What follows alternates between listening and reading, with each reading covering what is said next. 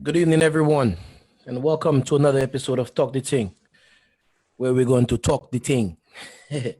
We have tonight a very interesting guest with us. I know this person for a very long time. Um, I wouldn't say we grew up together because I don't want to give away her age, but she went to high school around the same time I did. Um, and she's somebody that I myself have been looking up to for a very long time. Um, Very proud of her and what she's done so far in her life. And we're gonna have a very good conversation with her tonight on mental health again. That's a big talking point and a very big um, topic that is very important for us, especially as two young Black men. So we had a conversation a couple weeks ago with Fiona Francis, where we talked about the therapy aspect of it. Tonight, we're going to be talking to Dr. ROYETTE Tavernier DUBAR about psychology and the research aspect of it. So with all that said, Dr. Royette, how are you doing tonight? Proud of her and what she's done so far. I'm doing pretty good. Thank you for having me. Hello, Royette. Hello. Thank you for coming on, for sure.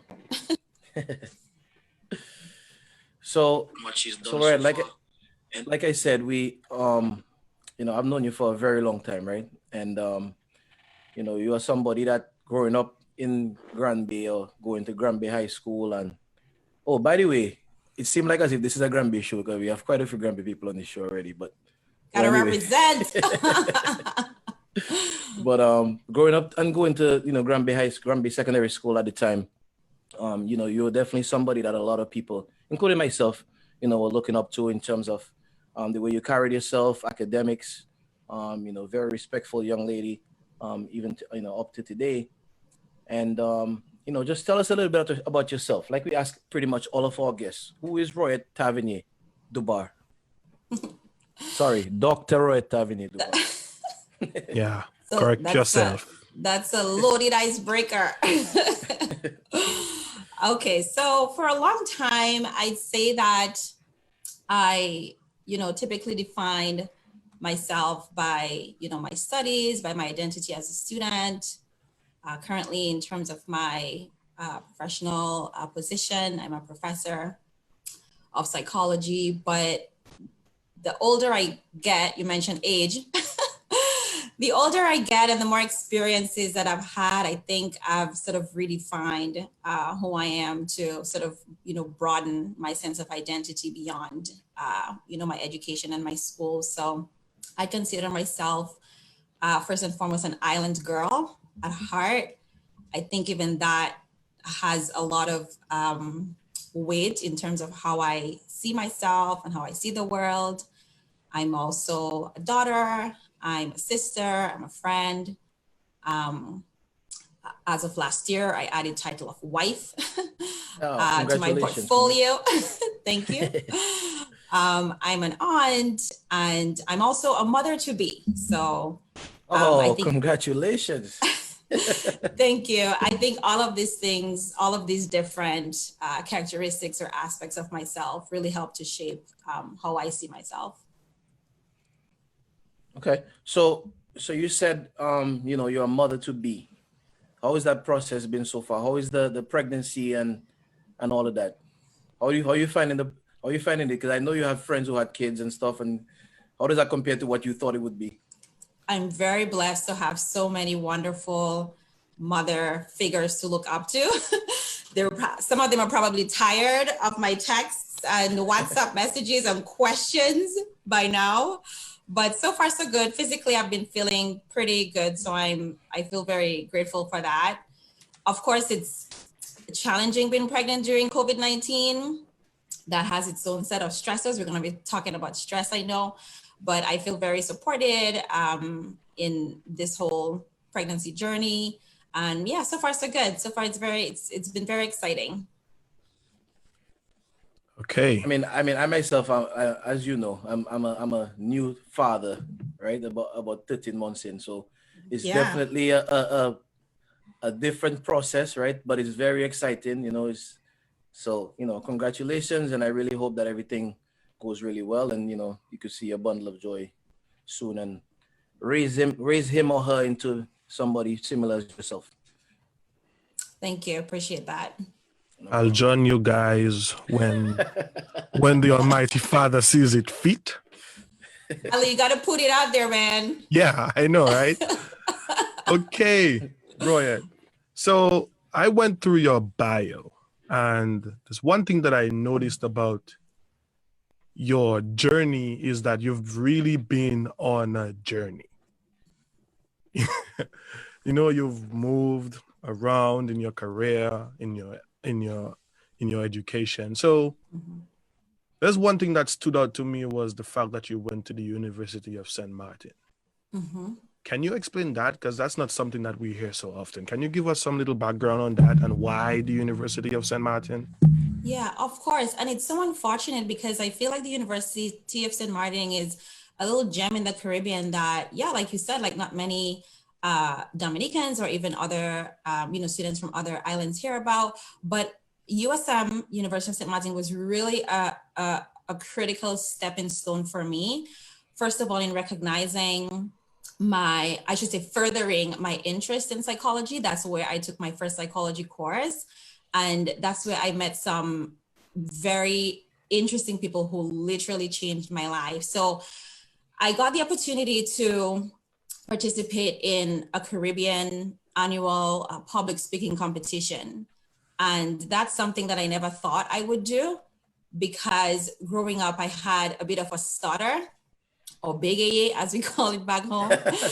And so public speaking was not something that, came natural to me. And so over time, I got over it. And when the opportunity came up to represent Dominica in that competition, I was obviously very nervous, but also very excited because the prize for winning that competition was a 2-year scholarship to attend the University of St. Martin. So that's how I made the jump from Dominica to St. Martin, was winning that competition.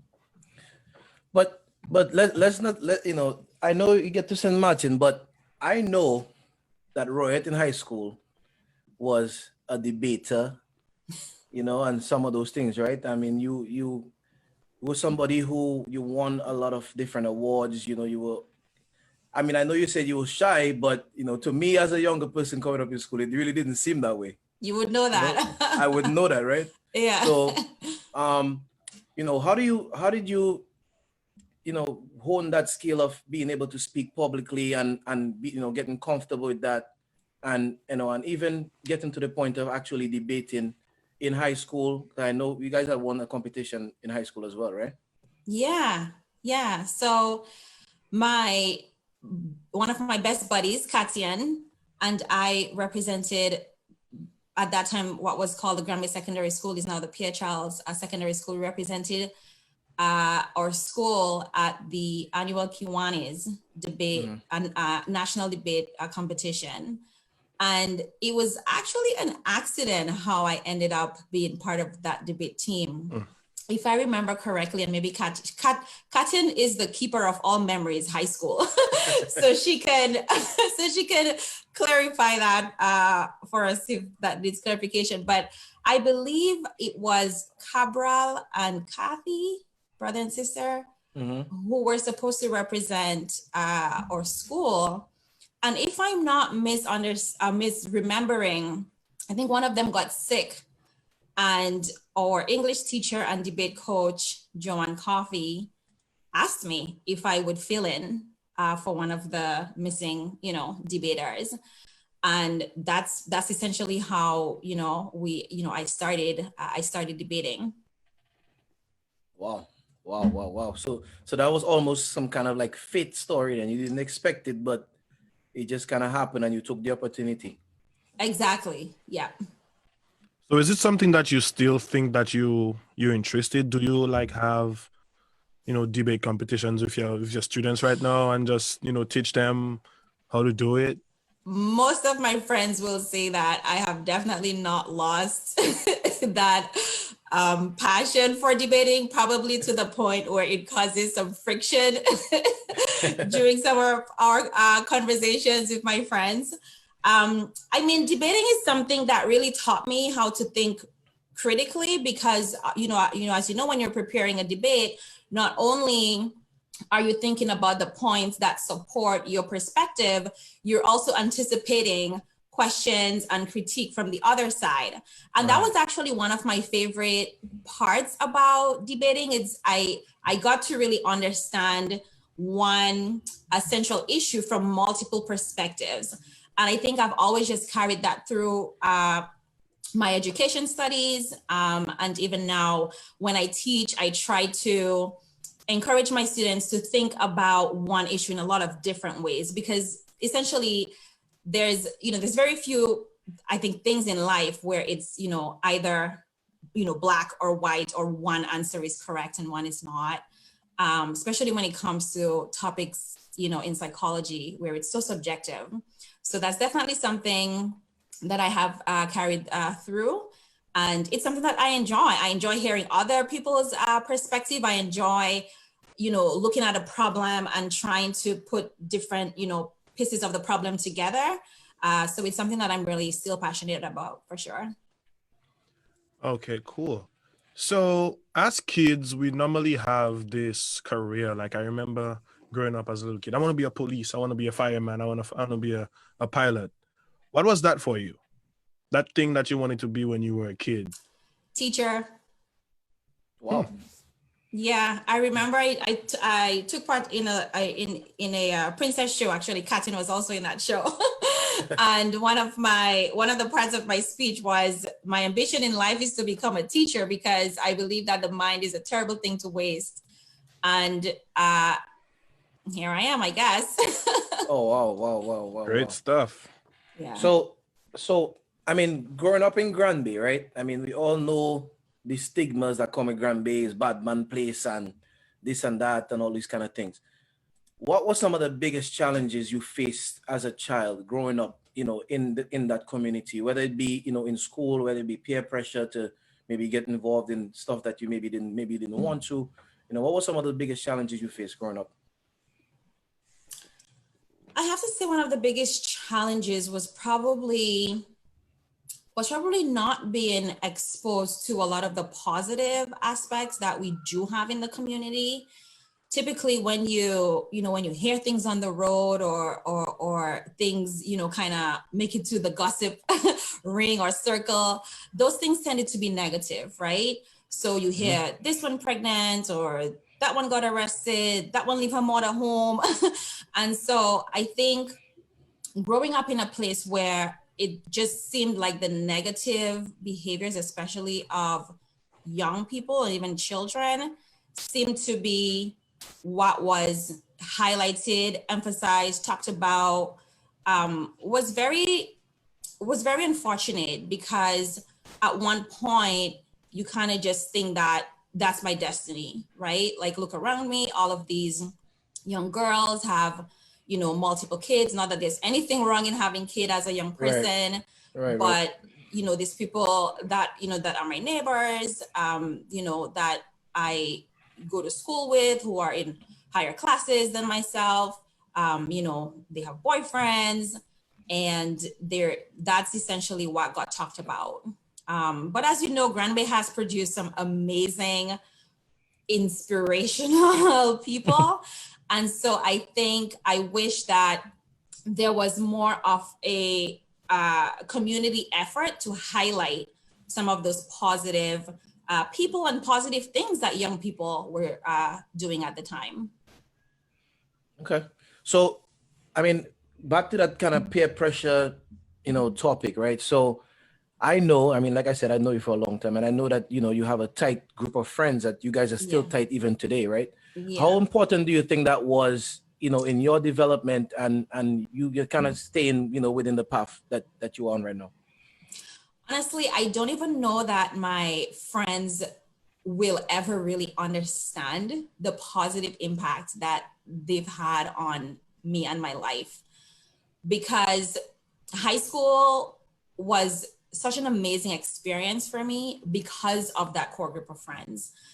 You know, when things were tough at home, and like every teenager, right? Like every adolescent, you know, you don't want to, you know, listen to your mother or whatever. I always felt like I had someone to talk to. I always felt like I had somewhere that I could go to just express whatever I was feeling, and really just to be accepted for who I am, without being judged or without, you know, trying to be somebody I was not. And I think that's something that's so important for young people, is that you surround yourself with people who really understand and accept you for who you are. You don't always have to have everything or even a lot of things in common with, you know, your circle of friends, but at the very least, they should accept you for who you are.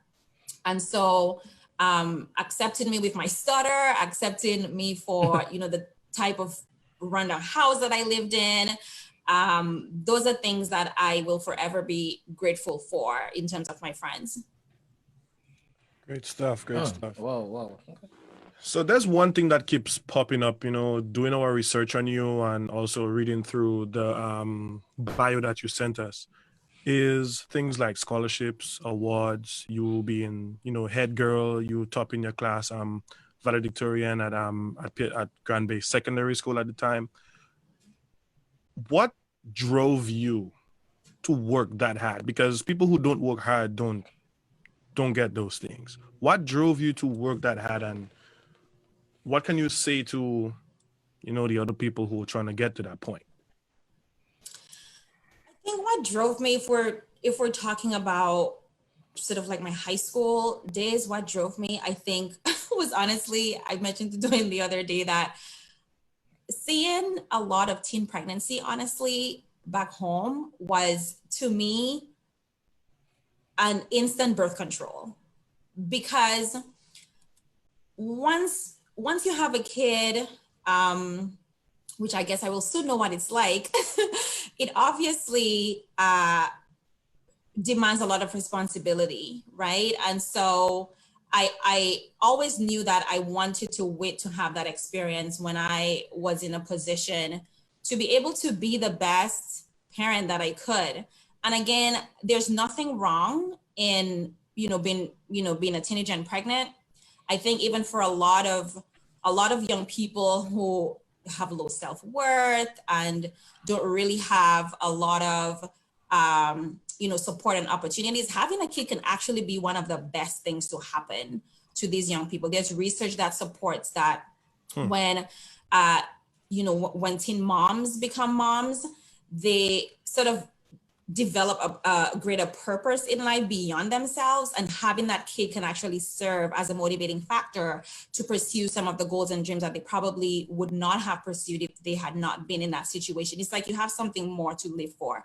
So I'm not bashing, young moms, but for me personally, having grown up in a family where my mom never really worked, money was always tight. For me, I just wanted to wait for that experience. And so, like I said, instant birth control, which meant that I was not focused on, anything else other than my studies at the time. And in terms of, keeping that momentum, keeping that characteristic of being hardworking, I think it's also a combination of my drive, but also having opportunities where people would see something in me, recognize that drive, and then provide opportunities for me to build on that. I think there are a lot of young people back home who have that drive, but unfortunately don't have a lot of the opportunities that I had. And so I don't think there's anything necessarily, unique or special about the way that I, work and, persist in my goals. I think that the difference is I've just been blessed to, you can call it right place, right time, in a lot of different situations in my life. And I would not be here today without scholarships. So scholarships, putting yourself out there, sending out those applications, networking, getting to know opportunities that are available for people like yourself, whatever your profile is so important. That's good. I mean, I can comment on the other side of that, right? You talked about the teenage pregnancy, and I mean, anybody who knows me, my mother had me at 19, right? So, and you know, I always say that at the time that she had me, she maybe felt like it was the worst possible thing that could have happened to her, right? But you know, 33 years later, you know, she's maybe happy that she had me, right? And For thankfully, she sure. was one of the people who, you know, could kind of use that as a motivating factor as well, you know, on the other aspect of it. So, you know, shout out to my mother. But Yeah. Hey, Mrs. Jude. Trust me, she watching, she locked in right now. but so with that said, right? So you said when you went to St. Martin, you kind of got your love and your passion for psychology, and Yeah. you know that kind of drove you to where you are today, right? So you know, just give us a little bit of, you know, feedback on how that whole love for psychology came about, right? Maybe was it a teacher, was it a certain course that you took, was it a certain experience that you went through, you know, and then how did you decide, okay, from there I'm going to try to push myself to go further in that field? Well, I'm gonna put somebody on blast right now. Somebody who for a long time, I think growing up, thought that she was the boss of me. And I say this, in the most loving way possible. Actually, told me that I should study psychology. But to give some context, my older sister Callan. Yes, my older sister Callan, she pursued her studies overseas, and on one of her vacations back home, I remember just asking her about the whole experience, right? I didn't really know many people personally who had left Dominica to go study overseas. And so I remember her telling me about the vast majority of options that she had for all sorts of different courses. And so I remember asking her, well, how did she, you know, decide to, you know, major in her selected major? And she said, well, you just have to think of something that you like doing, think of something that you enjoy, and I can guarantee you that there's a field of study out there that would fit with what you already enjoy doing. So I said, well, I like to talk and I like to help people. And she said, okay, well, I think you should study psychology. And honestly, I don't even think I really understood what, you know, the study of psychology until at the time. But in my mind, when she said that, I was like, okay, that's what I'm going to do. Wow. Well, shout out to Callan, boy. And she on the live saying I'll she's just still tell the you. boss. Yeah, I was just about to say that she's letting you know that she's still the boss. Well, right now the whole world knows that she's the boss right now. That's what she's saying. I'm gonna say, I am still the boss. The boss. So then from St. Martin, right, your next step was Canada, correct? Yeah. All right. So you land in Canada. What month was it? Oh, yes. Talk about culture shock. It was in August. So I didn't really know exactly what I had signed up for at the time. I have to say that in St. Martin, I met an amazing couple who I consider my angels here on earth. And they really were instrumental in helping me apply to universities. I did not know what that process was like. I remember completing or trying to complete online forms, you know, applying to different universities, didn't even know the difference between undergraduate versus graduate studies. And that couple really just kind of took me in, showed me the ropes, and really were a huge source of support for me. And so I was fortunate enough to get a tuition scholarship to go to Trent University in Canada, and landed in August. Had my first experience with snow, which was very interesting. And because of my transfer credits from the University of St. Martin, I was able to complete my 4-year degree in 3 years. Wow. I was actually just about to ask you that exact thing. Were you able to transfer credits, because you did that associates in University of St. Martin and then in Canada? So after you graduated with your bachelor's degree in Canada, what was the next step? were you satisfied? Okay, I got my degree.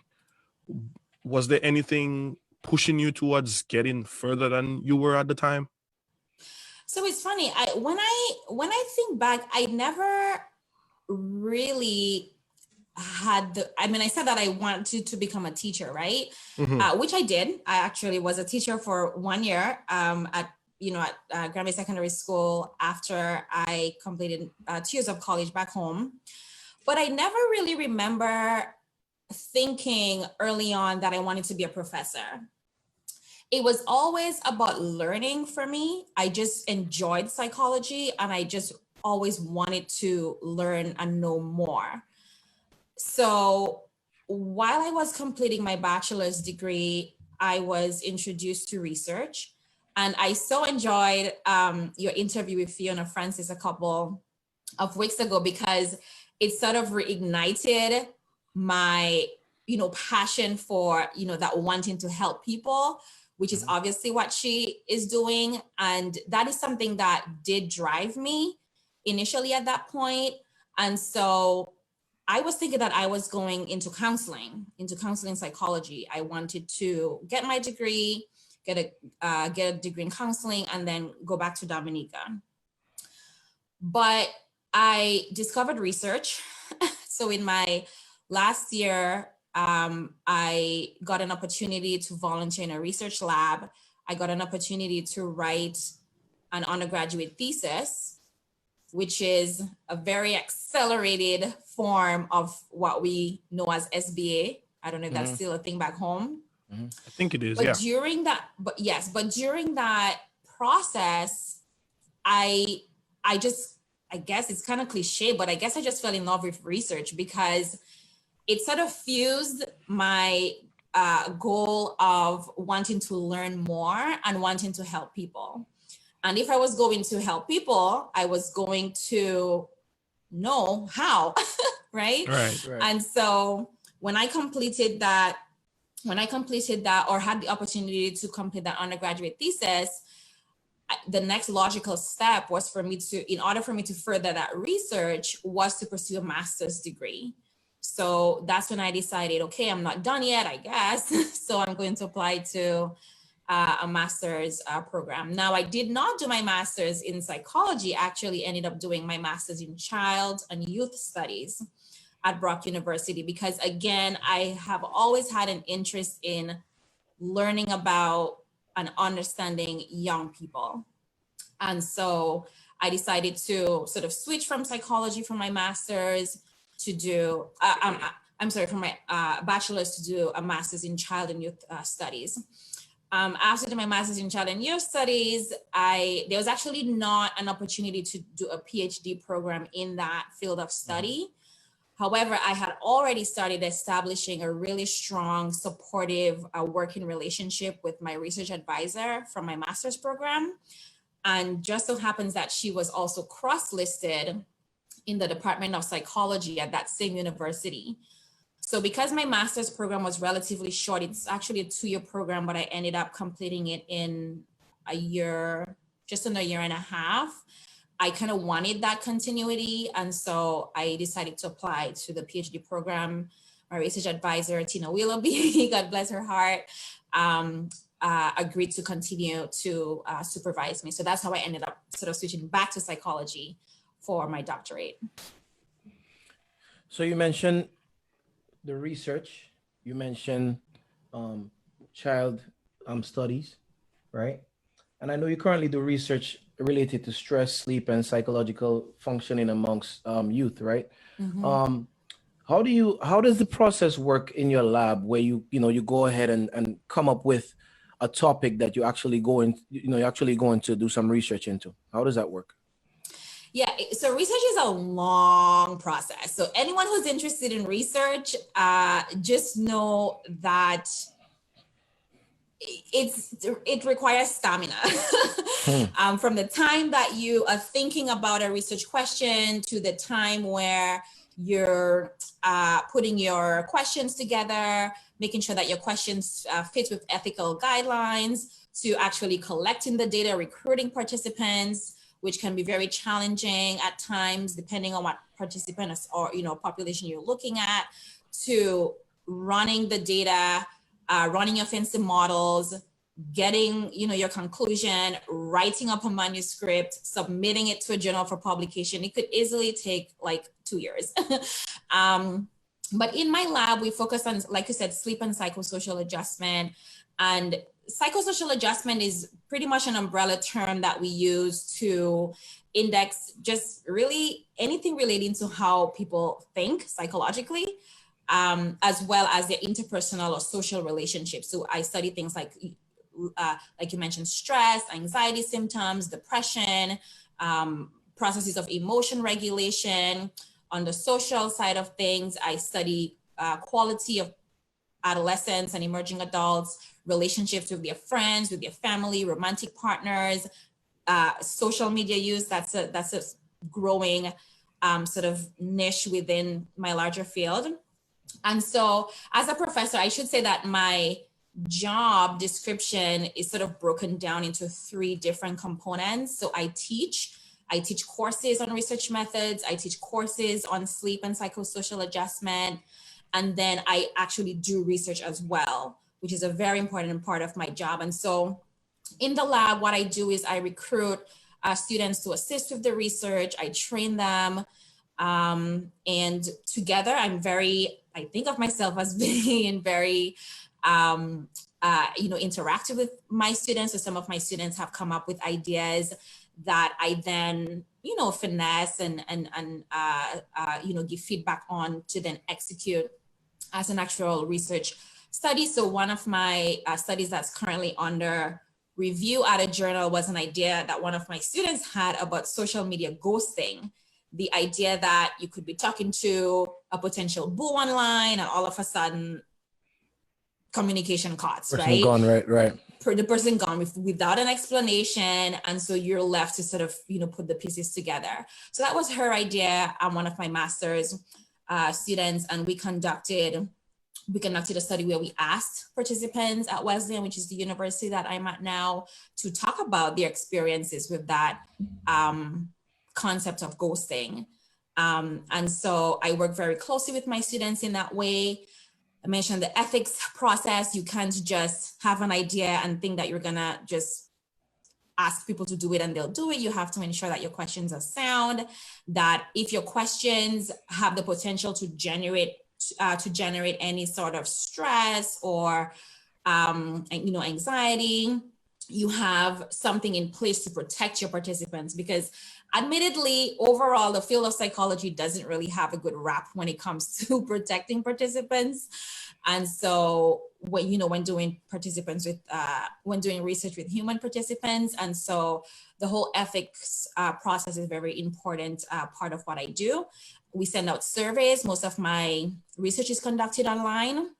We send out surveys. Sometimes I have a difficult time recruiting participants. So I would really just encourage, your listeners out there to seek out opportunities to participate in research, because it's an opportunity to have your voice, your voice heard.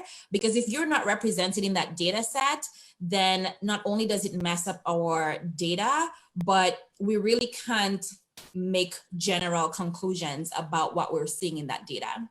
So I'd really encourage people to seek out opportunities to participate in research, because as psychologists, we're interested in understanding human behavior, right? So it's not something that we can sit at our desks and just do in our minds. We actually need to hear those stories. We need participants to complete those surveys, and that's how we generate knowledge. So it's a very important part of what I do. Okay. So it's kind of interesting that I was thinking of a question to ask, and somebody asked it in the chat. And that question is, what made your research so much different than the research of other people in your field? Can I have that person send me an email? They probably will be they will be a great addition to my lab. That's a really great question, because although research is a very collaborative process, you're always building on what other researchers have done in the past. It is very niche. right? And so as someone who studies sleep and psychosocial adjustment, I can't have the exact same studies or the exact same questions as my other colleagues, right? There has to be something unique that I can bring or add to the conversation.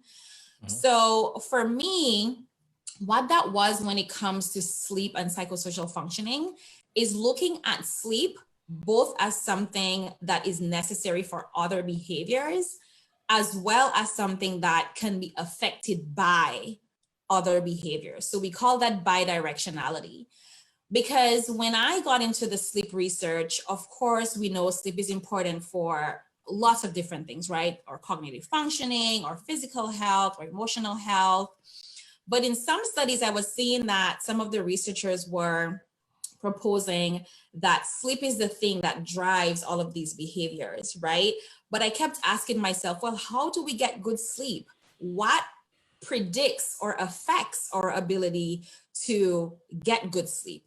And so while some researchers focus on the implications of getting poor sleep, so we talk about sleep as being the thing that drives behaviors, I'm actually looking at it both ways.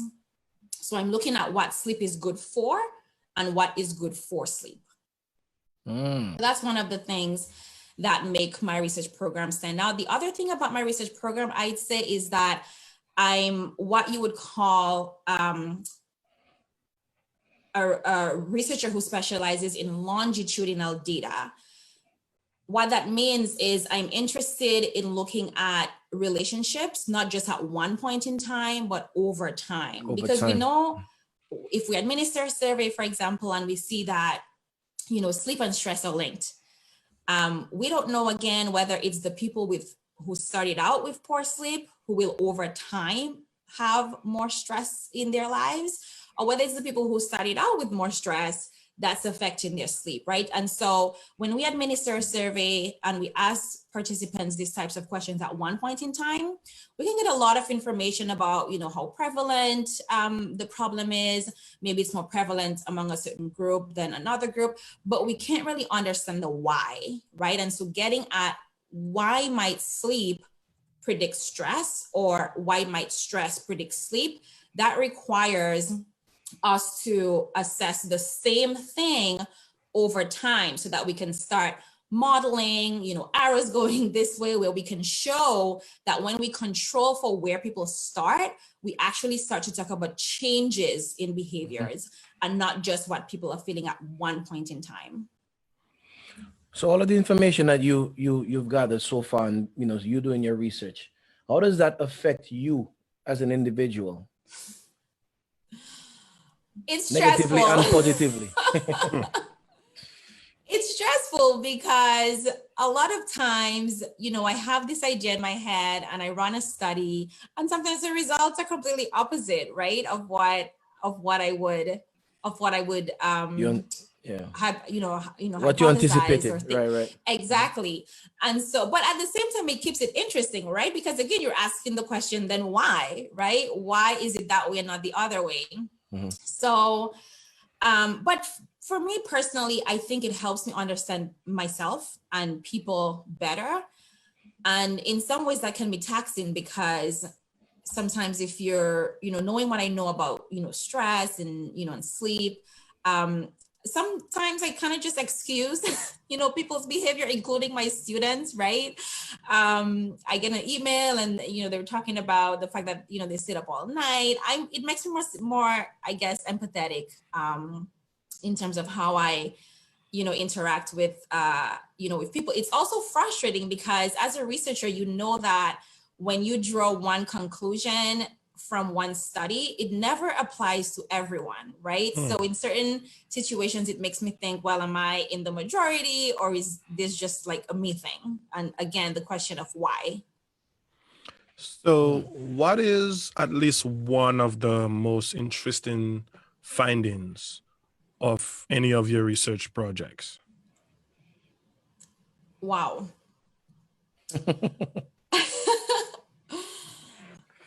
I think one of the most interesting findings, I'm actually going to reference a study, the only study, unfortunately, that I've done with a Dominican sample. And that study I did 4 years ago after Tropical Storm Erica.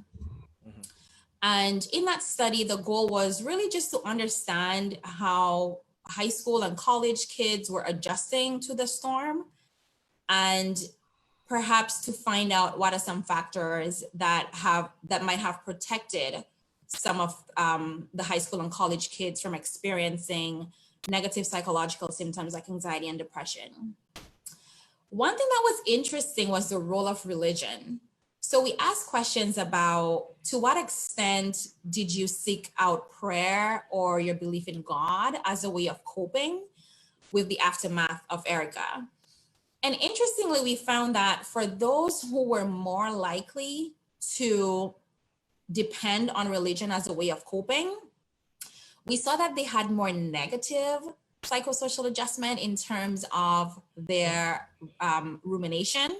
Really? Meaning that they were replaying the thoughts of Erica, a lot in their heads. And rumination is typically considered a more negative aspect of well-being, because typically when you ruminate, it sort of closes you in terms of your ability to broaden your attention on other things. But we also found that those who depended on religious coping as a way of dealing with the stress also tended to report seeing more positive outcomes of having gone through that stressful experience, right? So we saw that religion was associated with both a positive and a negative aspect of well-being. So it really prompted me to question how people were actually using religion, and the types of questions that we asked unfortunately couldn't get specifically at the whys, but I have some ideas. So for example, I'm a Christian, so I do believe in prayer. I do use, my faith to cope with, stress and challenges. But I think especially in the context of Erica, there's also almost like a negative aspect of religious coping, because some people in their narratives, in their open-ended responses, talked about things like the storm being a curse from God, or the storm being a punishment, from God because of everything that was going on with the government and society. And so even for someone who has faith and, and have, certain beliefs in God, you also can feel, feelings of shame, feelings of guilt, right? When things don't necessarily go, you're wondering whether you're being punished by God. You're having doubts about whether God is really there for you. And so that's probably why we're seeing both positive, but also a bit of negative psychological adjustment in relation to religious coping. Okay, great. And just a follow-up to that, you mentioned the word samples. And for those of you who don't know, samples might be a group of people that she studies. And that brings me back to, my wife is now ex-military and having to do a bit of sleep studies during her career as a soldier. And somebody just mentioned, are military personnel, or were they ever part of any one of your research projects? And is there anything that you could touch on that? Or is it something that you're looking towards doing? No, unfortunately, that's outside the realm of my focus. So my focus is on high school aged and college aged. And I've also done a couple studies with some like older adults, but not necessarily with that sample. I do know of colleagues who have active research programs. Actually, one of my good colleagues from Wesleyan specifically looks at suicide behaviors, specifically among military samples. What I can say is that, knowing what I know about the research on PTSD, which is, as we know, an issue or problem with military samples, that's been shown to be highly related to poor sleep, not just in terms of short sleep hours, so not being able to sleep for a long period of time or an adequate period of time, because a long sleep is also not good. You also have the issue of quality of sleep, right? So are you able to go to bed when you want to go to bed? Or are you someone who is kept up at night because of all the thoughts that's, that are going on in your mind? So there's a very consistent link in the research between sleep and PTSD, because we know that sleep is so central for emotion regulation. And when you're in a situation where you're overly stressed, you're overly taxed, then your body can't really function as it should, including how our brains regulate how we sleep. So it goes both ways. Poor sleep might be a symptom of PTSD, right? Like you'll report that as part of, the package, so to speak, of having PTSD. But if you're someone who was already prone to poor sleep, then that can actually increase your likelihood of experiencing PTSD, because you're not getting the benefits of being able to regulate your emotions in an effective way as a result of poor sleep. That's some great information right there, man. So based on what you were saying, in your opinion, I mean, I don't know if I should ask in your professional opinion or your personal opinion, how long do you think the human body can go without sleep and still be able to function, I guess, properly? Or, like you said, the emotional aspect of decision making and all of these things. How long do you think we could be without sleep and make, these conscious decisions and make good decisions? So testing out that theory, as you can imagine, raises some important ethical issues, right? Like I don't think we could ever know that answer for sure, because it wouldn't be ethical to conduct a study like that, to just deprive people of sleep and, until they literally die. Some people might volunteer. Yeah, the money, right? And that's why we say that informed consent, which is when you know all of the possible risks and benefits of the study, is so important, right? So yeah, you're right. Some people might be willing to do it, but and so I can't give a number of days or weeks or month. I will say that there have been studies done in the animal world, right, that have shown that lack of sleep does kill, like literally does kill.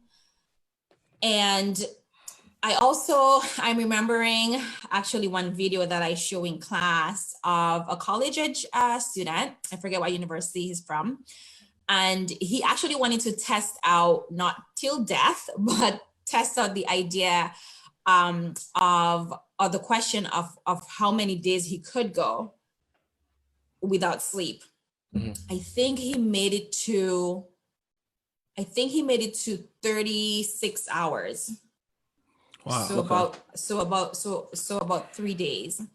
And it's interesting because at the beginning of the video, he starts off the video saying that he just got back from a Thanksgiving break, and this is his plan, and he's all bubbly. One night of sleep deprivation, right? A full day of sleep deprivation. He comes on. He's still functioning okay. By 48 hours of sleep deprivation, you can see his eyes start to get all droopy. His speech is, he's slurred. He's slurring in his speech. He just doesn't look good, and I would imagine doesn't feel good as well. So getting adequate sleep is something that you really don't want to mess around with. But again, like I said, it's not just getting enough sleep. We also have to think about, like I said, the quality of sleep. But perhaps one of the issues relating to sleep that's probably most important, especially for college age students, is the regularity of your sleep.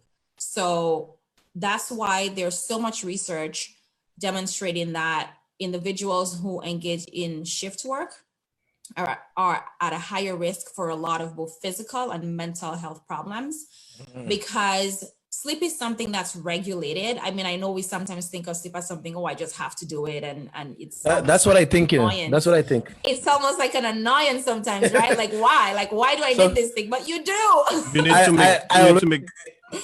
I always say, if I didn't have to sleep, I would not sleep.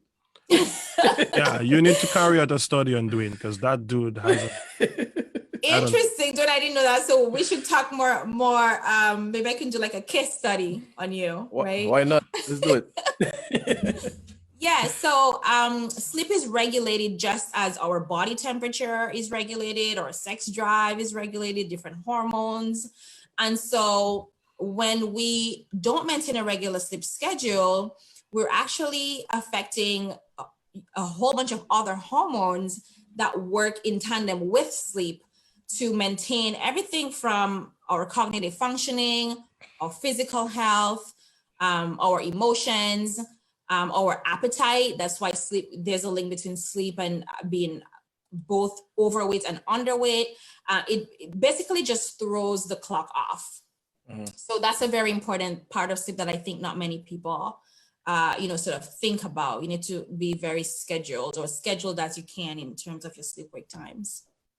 Oh. So I'm gonna get a little personal here because you brought up something about students, and I remember myself in school, sleeping was something that I didn't do at all. I remember after my first year, I went home on vacation and I was in Dominica for like 2 months, and I slept almost every chance I got. Yeah. But I had no choice because of the type of major that I had. I have to be up late night, drawing, creating stuff. So what do you say about that? The people who almost don't have a choice but to be always up, especially during school, but yet still you still need that rest. And it's something that I still fight with now, that I'm always up late ungodly hours of the night, finding something to do on the computer or something like that. But I have to get up because I have work at 8. Mm-hmm. Can you diagnose me? I can diagnose you, but I can tell you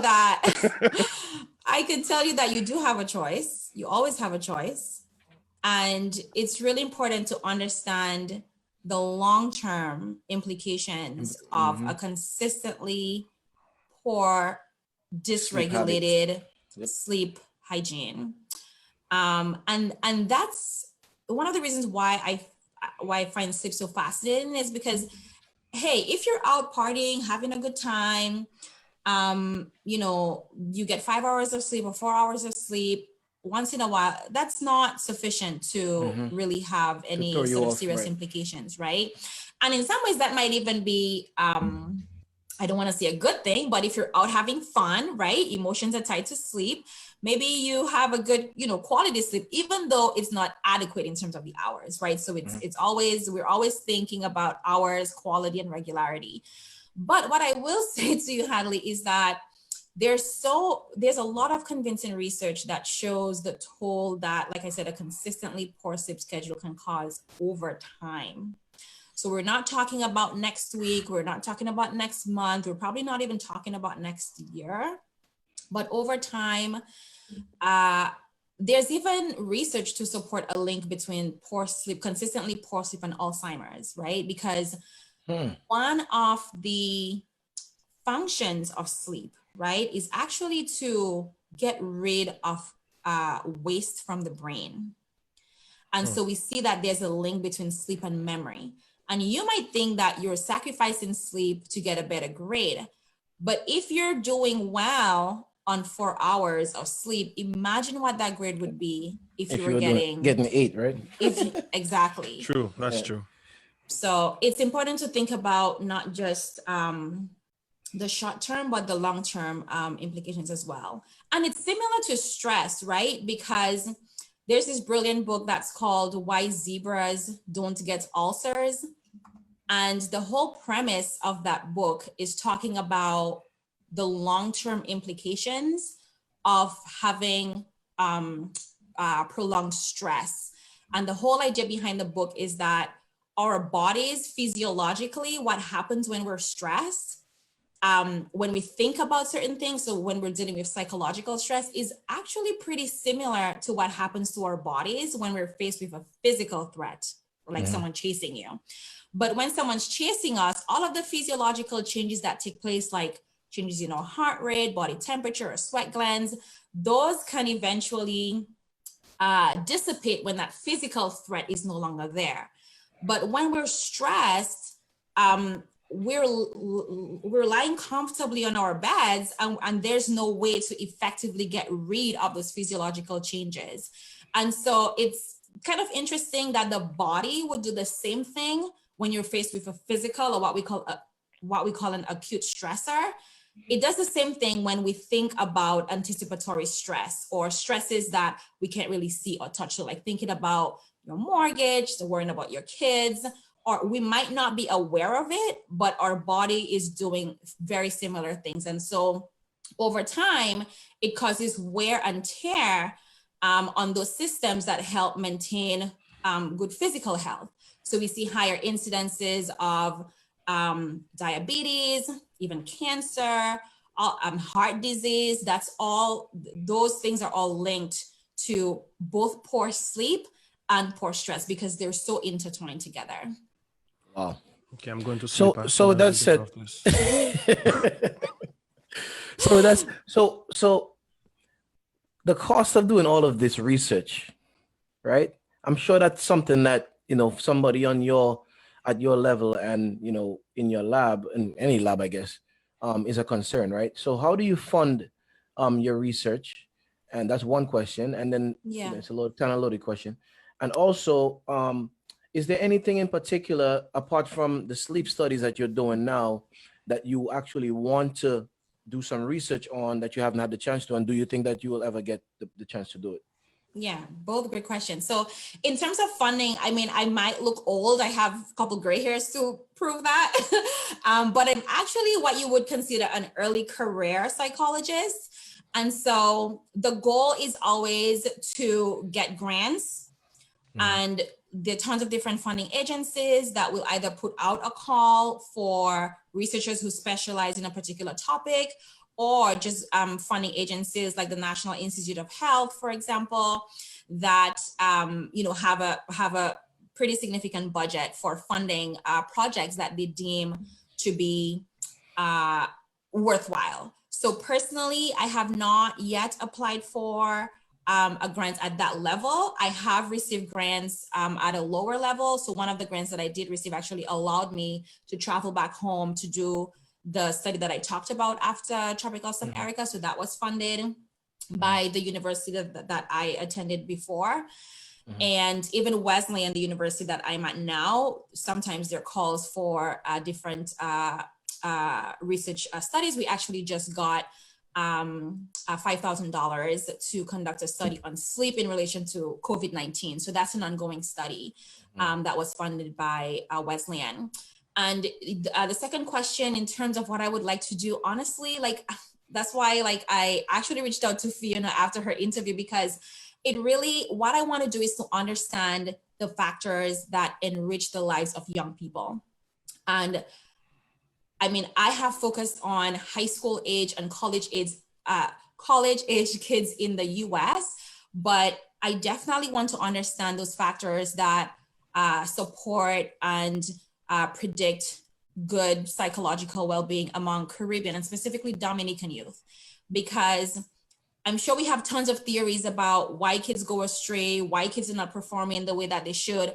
But honestly, without the research to understand those problems, we really can't make what's called evidence-based policies to help to support families and teachers and everybody who's interacting with young people. So that's definitely a long-term goal and part of my vision. Right. So there's always a negative correlation between lack of sleep and poor decision making. Is this a proven fact, and is this something that you could touch on? We try not to say proven in psychology because, again, our findings never apply to everyone 100%. Okay. But I can definitely say that there have been experimental studies that show that link. And I'm thinking of a study where participants were deprived of sleep, I believe, for 30 or so hours, and were asked questions about conflict resolution. And for the study and for the participants who were deprived of sleep, they were more apt to blame others. they were more apt to, they were more likely to be irritable. They reported a lack of concentration. So all of those things are important, as you can imagine, for maintaining a healthy interpersonal relationship, right? The relationship, how you treat other people. And so that's also part of your cognitive process, right? Being able to concentrate, being able to pay attention. And so some of those measures that were part of that study, I think, speak to your question about being able to make good decisions. So on the nights that you don't get good sleep, Hadley, the next day, if wifey says something, probably go along with what she's saying, because you literally might not be in the best frame of mind to make those decisions.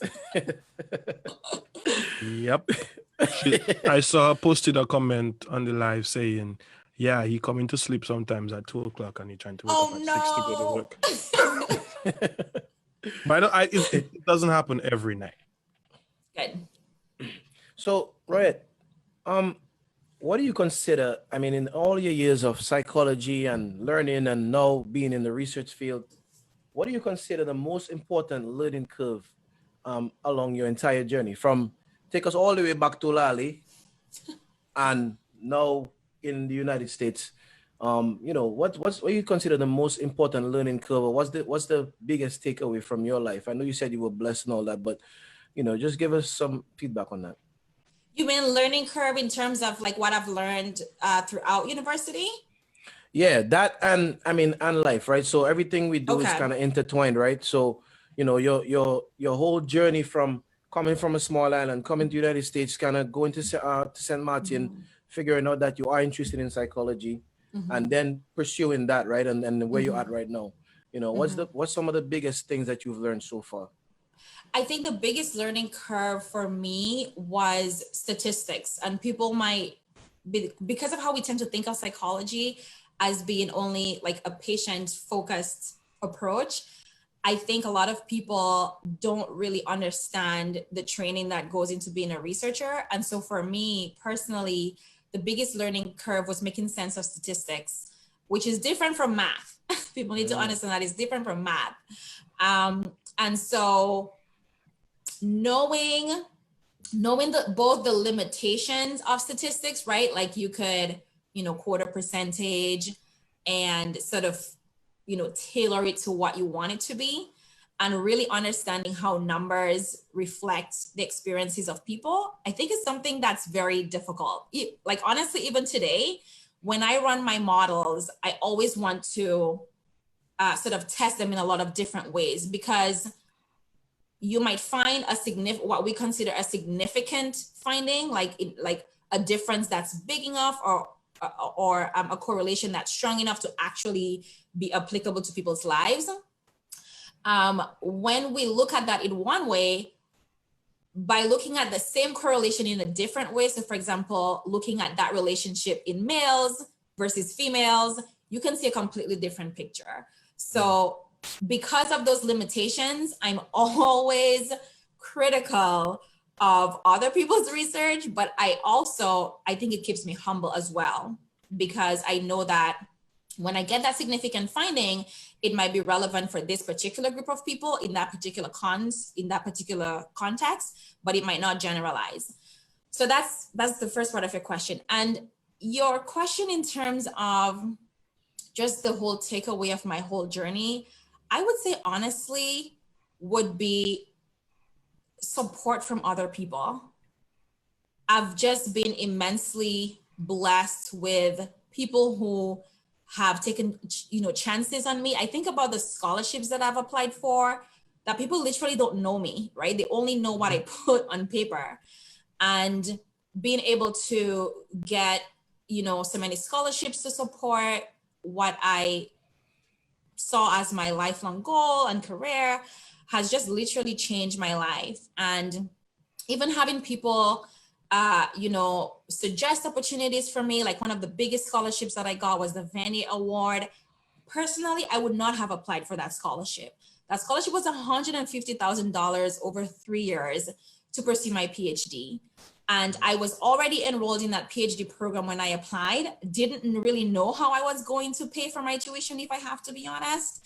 And Tina, that same advisor who was my advisor during my master's, sent me the link and she said, Royette, you should apply for that. And I said, they're looking for, it says like this scholarship recognizes people with the potential to go out there and change the world in their research. I'm like, Tina, that's not me.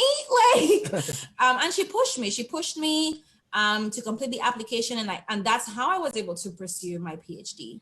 So I think just having I guess grace and faith, you know, that things are always going to work out, maybe not necessarily in the time that I want or how I want, but just having that overall sense that if you put good out in the world, good is going to come back to you. And good has definitely come back to me in so many ways, so many different ways.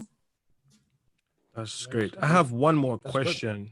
I'm not sure if we mentioned it, but you are the director of your lab.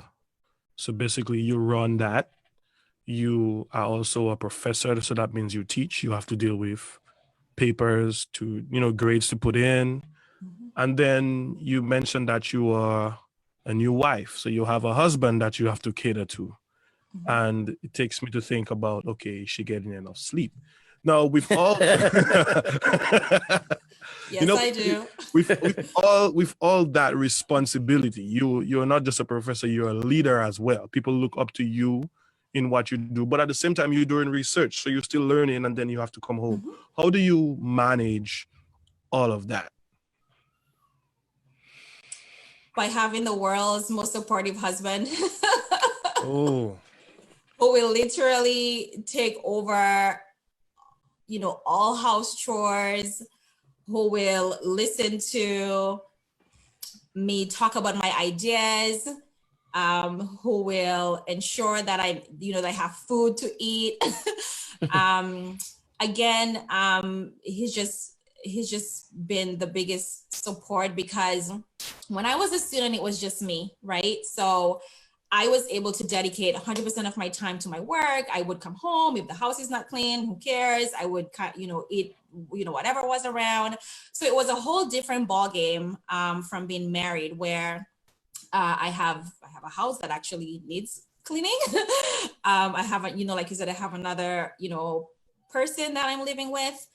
And so I had this was all new to me. The whole balancing act was something that was totally new to me. Because for a long time, it was just my work. My work was 100%, and I could do that very well.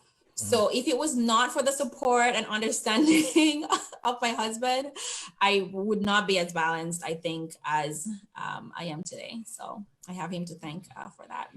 Good stuff. And I'm not just saying that because he's downstairs listening. You're saying it because it's the truth. That's why you're saying it. It is the truth, yes. All right. So, Royette, we here at Talk the Ting, we would like to thank you. Thank you from us. Thank you from our viewers who tune in every Wednesday. And we want to say thank you to our viewers for checking us out today. And by way of announcement, I'm not sure if y'all have noticed, but we partnered with Carlin XP Musical Therapy. And we would just like to remind you guys that this Sunday is the big show, the FYMF concert with Carlin XP, which starts at 7:30. So don't forget to check her out to have your therapy. We're getting a little bit later, but it'll be fine. Great performance with a live band. However, we want to let you guys know that next week, we're still in the field of, healthcare and stuff like that. We're going to be talking to Dr. Gilda Renee Davis.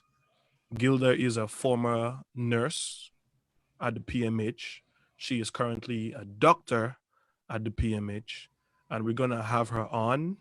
So those of you who are interested in healthcare, those of you who are interested in being a doctor, or just interested in what doctors do, check us out next week for another episode of Talk the Ting with Dr. Davis.